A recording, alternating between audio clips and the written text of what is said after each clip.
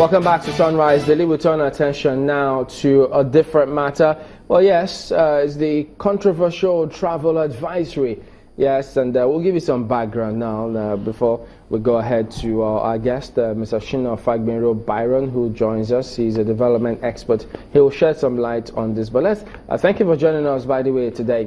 Let's give the viewers a background to some of this. First and foremost, there was a statement which was released by Honorable Dabiri-Erewa, the Senior Special Assistant to the President on Diaspora and Foreign Affairs. She did speak to Nigerians about this particular case. And of course, what she said was that you can see it on your screens now. In the last few weeks, the office has received a few cases of Nigerians with valid multiple entry U.S. visas being denied entry and sent back to Nigeria. In such cases reported to the office, such affected persons were sent back immediately on the next available flight and their visas were cancelled. Yeah, and so we also did speak to her further after the statement that she put out, and here's what she said. In my own capacity as an advisor, all I've done is advise, and this is the first time that Nigeria as a nation is even giving a travel advisory. So yes, things can be done subsequently. Now, we have just realized that this has happened to some Nigerians. Now, if the Nigerians that it has happened to want to take it up, that would be fine. But they've just come and said, listen, this is what our experience and all that. So yes, that can happen. That will be a decision for the Ministry of Foreign Affairs and the National Assembly to take. But in my capacity as an advisor on issues affecting diaspora, we have made it clear that be careful. In my own small capacity as an advisor, I've said, listen, and I'm even surprised that after this statement, we've had quite a few come up and now talk about their experiences. America also issues travel advisory. They tell you, don't go to this place, don't go to that place, don't go to this place, it's dangerous. This may happen to you. So this is a travel warning. And then earlier, which was yesterday, we also did look at the matter, and we had a columnist who was directly in touch with some of those who were directly affected, who were turned back from one of the airports in US for one reason or the other. And he was talking about a valid multiple entry visa holder. Here's what he said. This particular person I spoke to just finished his master's program in London. He's a Nigerian, came back to Nigeria and wanted to just go and unwind there maybe like 2 or 3 weeks. He had his tickets, he had everything, he bought return ticket and everything. And he got there, flew from Lagos at 10 p.m., got to Atlanta airport at about 5:30 Atlanta time. That was about 12:30 p.m. in Nigeria time. And then he called home and said he was there going to the custom for checking now. And then that was the last they heard from him. They were panicking for the next 10 hours. He was there. What really happened when I spoke with him was that he got there, they started asking him questions, and then later they said you step aside from the queue. Somebody came and took him to one adjacent answer room there, and they started asking a lot of questions about him. It's not only that. Now what they do is that, let me just complete that one. What they did was that as soon as they took him there, they escorted him to the baggage something and removed his baggage because he was supposed to continue from the conveyor, and then sat him down, started asking him a barrage of questions, confronted him with a barrage of questions. At the end of the day, they opened his bag, turned the bag almost upside down, even the pocket in the dress, took his phone. And now what they do there is that they will take your phone, go through all your text messages, even if they are 100. And then they came back and said, well, we know you are not a criminal, but you don't have a strong tie with your country, you might not go back. I said perhaps a certain trajectory, haven't heard the submissions of those who you have previously. But then, in the dramatic twist of events, yesterday there was a briefing. You could describe it in any way, but here is what was said and who said it. the current trending news about the United States of America, that Nigerians should be wary of going to the U.S., that the U.S. might have taken measures to stop Nigerians coming in.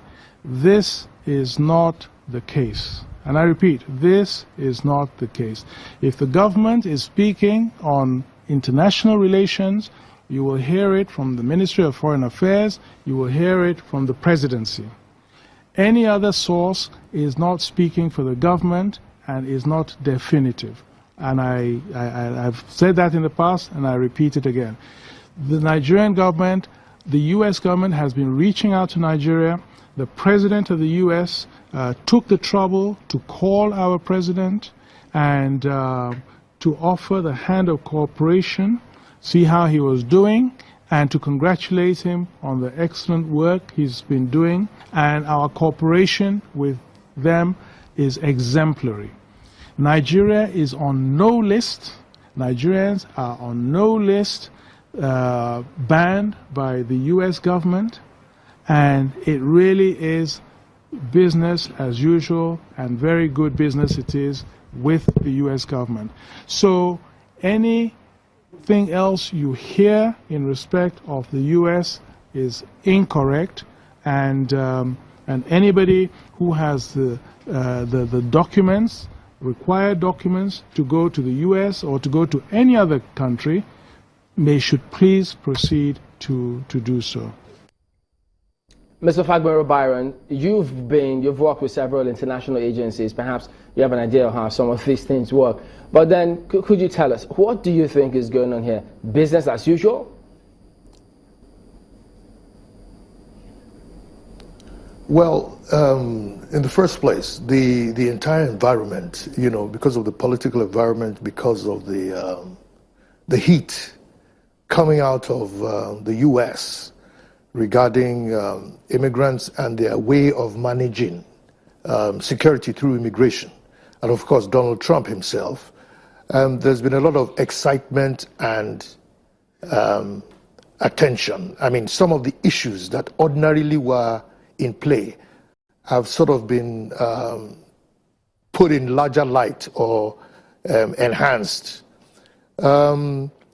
Let me first say that I know Mrs. Dabiri-Erewa, and I know she's a very passionate person, and she's done quite a bit for the diaspora issue and bringing things to the attention of the country.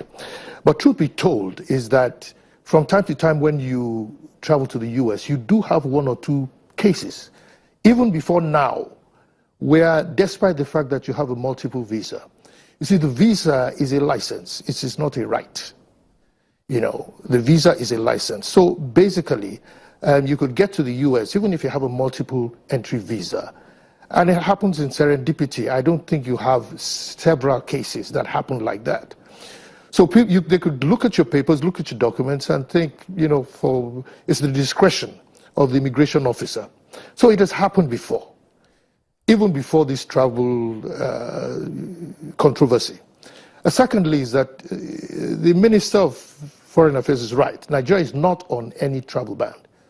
And so the cases that we've heard, well, they still remain hearsay. And the truth be told is that, and we've only heard the side of the people who claimed to have been returned. So, I mean, I think that's what I was saying. The environment itself is exaggerating a lot of things. So basically, if you go by the official policy and what has been said, what happens normally, Nigeria is not supposed to, panic. Having said that, I think we can always get better at what we do. And I think the observation of even one Nigeria with a multiple entry visa being returned at the point of entry is worth investigation. I mean, this is where your country actually comes to your, your aid. Even the American foreign policy is predicated on the American citizen, what is in the best interest of the Americans. Now, does Nigeria have this same kind of policy. I doubt it very much.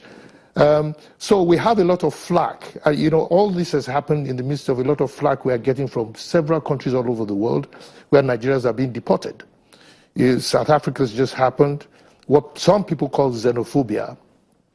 But I think we have to do a bit more detailed research and analysis into our foreign relations and to the dynamics. Let me jump in for a minute, Mr. Byron. I mean, no one, I'm not sure I heard Abigail Dabiri-Erewa talk about the fact that Nigeria was on any banned list.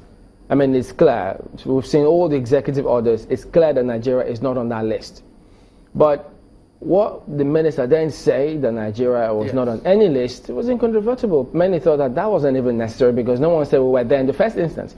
What the case were highlighted was her office had received reports of certain Nigerians who witnessed certain cases.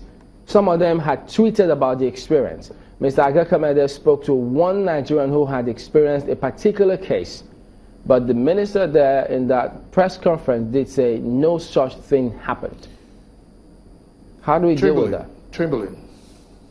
Yes, Chamberlain. We have to be evidence driven. Now, how many cases? If you want to bring statistical evidence, you see statistics are very peculiar. They reveal a lot, but what they hide is significant, is as significant as what they reveal. Now, you've had 2 cases. Now, you want to compare how many Nigerians have traveled to the US over the past 1 month. Now, I am not saying that Mrs. Dabiri should not have mentioned and raised the alert, but let us step back away from Mrs. Dabiri per se and from the minister per se. But let us look at our foreign policy table within the federal government. And let us look at, I mean, this reflects that,